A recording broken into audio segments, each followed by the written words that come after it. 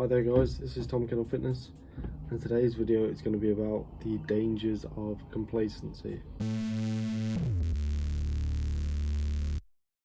So when I talk about complacency, if you don't know what the word complacency means, it's basically the act of becoming like semi-successful or successful in a certain area, whether that's sports or at school or whatever, and then you get like caught up in your own success and like caught up in your own hype, and then kind of start to believe your own hype and think that it's going to be like that forever, and then you revel in the celebration of the point that you've got to, and slowly those abilities that you've gained through your original hard work start to fade away, and you know the competition starts to overtake you. So that's what complacency is. And in this video I'm going to be talking specifically from a weightlifting point of view, but this can be applied to many things in my life and probably in yours as well. So I'm going to start off with a story. So we're going to start off with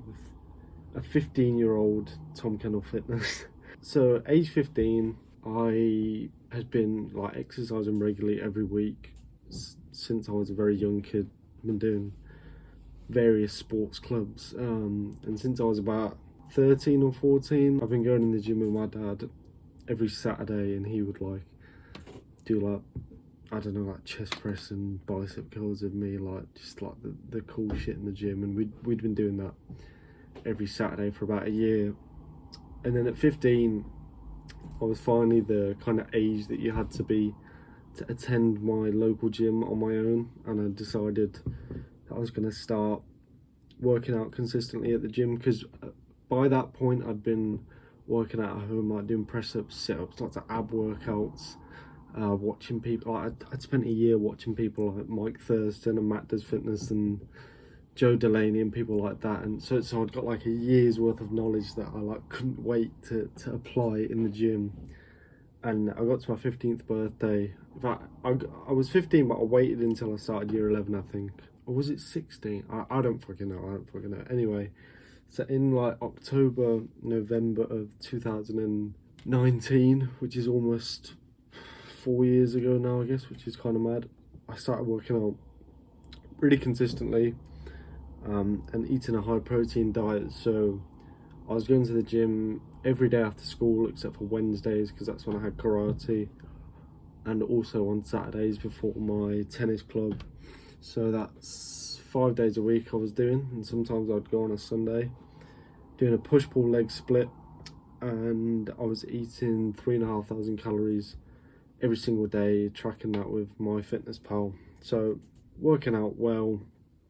I didn't really understand the concept of progressive overload, but because I was a beginner, I was making gains like every single week and just increasing the weight. So one thing I would say, if you're starting out, make sure you understand the concept of progressive overload fairly early on, because you can actually make like significant gains as a beginner whilst not progressing through the weights too quickly, which is an advantage, but that's not for this video. So I was making all this progress. I gained about 20 pounds of probably mostly lean tissue in like 3 or 4 months. And the reason I say, like, I'm not an expert in this, but it wasn't the cleanest of bulks, but most of my calories were coming from protein shakes and porridge oats basically. So, you know, pretty decent sources of whatever, like protein and stuff. So in 3 to 4 months, from like October, November to like February, March, I'd gained a lot of size. I was noticeably bigger than before. Like my t-shirts were starting to be tight on me. Luckily I hadn't put too much on the hips. That came later. But yeah, like I'd put decent size on, and what happened was that I was getting lots of compliments off my friends, because they knew I was hitting the gym and they could see that I was making significant progress. I was getting compliments off of girls, which was like a completely new thing for me. I'd like, up until that point, I'd received like very few compliments from girls, but then in year 11, as I was starting to become bigger than most of the guys in my year, obviously there's always like the proper big guys that were always going to be bigger than me, but in terms of like the average guy at my school, I was way above that. And so yeah, that was nice. I was getting compliments off of people, and then so that made me feel great. I was like, I'm getting into this lifting journey. Like I was that into my lifting journey that I was thinking about, damn, like I was talking to my parents about, oh, in the summer when we go on holiday, like, can I see if there's any gyms there? And they were saying like, no, you're not going to the gym whilst we're on holiday, which was kind of funny because it didn't happen anyway, because obviously COVID-19 hits, so that completely derailed my progress. And it'd be interesting to see what kind of shape I'd be in now if there'd been no COVID pandemic, but I guess we'll never know. So COVID hits, which was I was absolutely gutted. When I tell you I was gutted, like, if you can imagine this, I was 5 months into my lifting journey and the gyms are closed for like 3 or 4 months. I was devastated. I couldn't believe it, but my parents bought me like a pull-up bar for the garage and some weights, like some dumbbells that were not very heavy, but they were perfect for the current situation. And so I was doing home workouts, not making any progress because it was light weights, mainly body weight exercises, but I maintained that physique through COVID. And then after like 4 months, the gyms reopened again, got back on my grind. I was in the gym working out again. I didn't really understand progressive overload, so I did kind of plateau. I didn't make any gains really in the like 4 months that the gyms were back open, but I was going consistently. I was maintaining the physique that I'd built in that short space of time, which was it was nothing special, but it was like I had visible abs and I was like bigger than most guys my age, and I was continuing to get attention off of girls, which is great for a guy aged like 16, 17. And then obviously COVID hit again. There was like a second, or there's like 2 or 3 lockdowns. I can't remember how many. In fact, yeah, they closed on my birthday, like, what was that, like December 30th, 2021 or something. No, 2020, which was a bummer. So they closed again. I was doing home workouts and shit like that. They reopened. I think they were closed from like December until like April. It was a long time. And then I got back into the gym, and then I got ill because all my friends come back from Reading with Reading flu. So I got really ill for like 6 months, had a horrible cold, and then I just never really got back into the gym. So the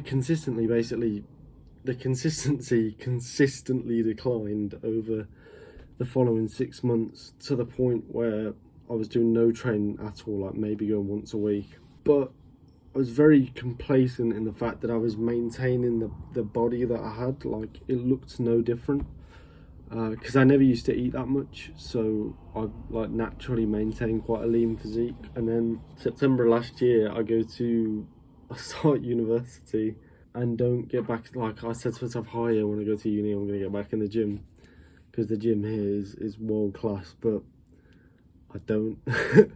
Like, that's the long and short of it. And obviously you go to uni, start eating takeaways and drinking and all that kind of shit, and I'd had a big summer of drinking, going to like Reading and Magaluf and all that. And as you can imagine, over the next kind of few months, I gained a shit ton of weight. Like, I think I gained like 20 pounds or 25 pounds, which is more than I originally gained in my first like lifting phase. And it was all fat. Like, I think luckily somehow I still gained some muscle, because I'm leaning down now after being on this kind of self-improvement journey for like almost 2 months now. So I've leaned down quite a lot, and I'm definitely bigger than I was a year ago. So maybe I got lucky there with genetics or whatever, but Christmas I was a fat fucker. So yeah, and obviously I'm a very driven individual, but I need a kick up the ass. So luckily I saw myself, looked in the mirror, stepped on the scales, I was like, fuck me, I'm a fat fucker, and got back into gear. I've been lifting for 2 months now, been making significant progress, eating a high protein diet again. I'm happy. Like, the weightlifting seems to me be my calling. It's the thing that makes me happy. It's the thing that relieves my anxiety, and I highly recommend it for anyone that hasn't tried it yet. But yeah, so bit of a long story, but I guess the point I'm trying to make here is that it can be very dangerous if you're, especially in this kind of instant gratification society that we now live in, where it's all about getting the most reward for the minimum amount of work, where as a young guy you get into the gym, you make significant progress over 6 months. Obviously my case was a bit different because of COVID and shit like that, but you start getting compliments of people, maybe you get into a relationship, maybe you're a bit of a fuckboy, but you still get loads of attention from girls. And the mindset, if you're very kind of someone that's highly addicted to your phone and Xbox and junk food and stuff like that, if you're a very easily addicted person, you basically become addicted to the attention, addicted to like seeing like a good physique in the mirror. But that mindset then turns into like, oh, this is going to last forever, I don't need to work out as much anymore. Like, oh, instead I'm going to go to the club every other night to show off my body. But in turn that creates loads of drinking, loads of bad habits, sleepless nights, and that physique deteriorates. And the worst part of this is that when the physique does begin to deteriorate, it really badly, like, negatively affects your mental health, because you start to think like where's it all gone? Like, the thing that was perpetuating your happiness is now disappearing, and it can cause body dysmorphia, depression, anxiety, all that bad kind of stuff. And if you're not someone like me that as soon as they get a kick up the ass, it's like, boom, I'm back into action. If you're not someone like that, and you're someone that like more easily takes on a victim mentality, it's just going to get worse and worse, and your mental health's going to get worse, and your overall health's going to get worse. So I'm now going to relate this to a story that we've probably all heard as a kid, which is the story of the turtle and the hare. So we all know this, like, the hare's like 100 times faster than the turtle, but the hare keeps taking breaks, like napping and shit. Like, he's fooling around. He's a goofy motherfucker, and he sleeps for too long, and the turtle wins the race. We're taught in school that the turtle wins because slow and steady wins the race. Now, this is a awful interpretation of this story. You don't want to be the turtle. Like, slow and steady, yes. Slowly and steadily, progressively overloading the gym, maybe. Like, you don't want to gain weight too fast because a lot of it will be fat. So yes, sometimes slow and steady technically wins the race, but there's no intensity implied in the term slow and steady. Like, you don't want to be the turtle. You want to be the hare, not the turtle. You want to be the naturally gifted, genetically gifted, faster, like naturally faster individual. You want to be the hare. Just don't take the breaks, because if you are the hare, like I was in year 11, year 12, 13, and you become complacent and you start goofing around and sleeping and shit, you'll start getting overtaken by the turtles, like the fucking losers. Like, the losers will begin to overtake you, and you just look like a retard. So slow and steady does not win the race. Don't be the turtle. Be the hare. Be the fastest motherfucker in the race. Just don't get complacent. Don't think that your success is going to last forever.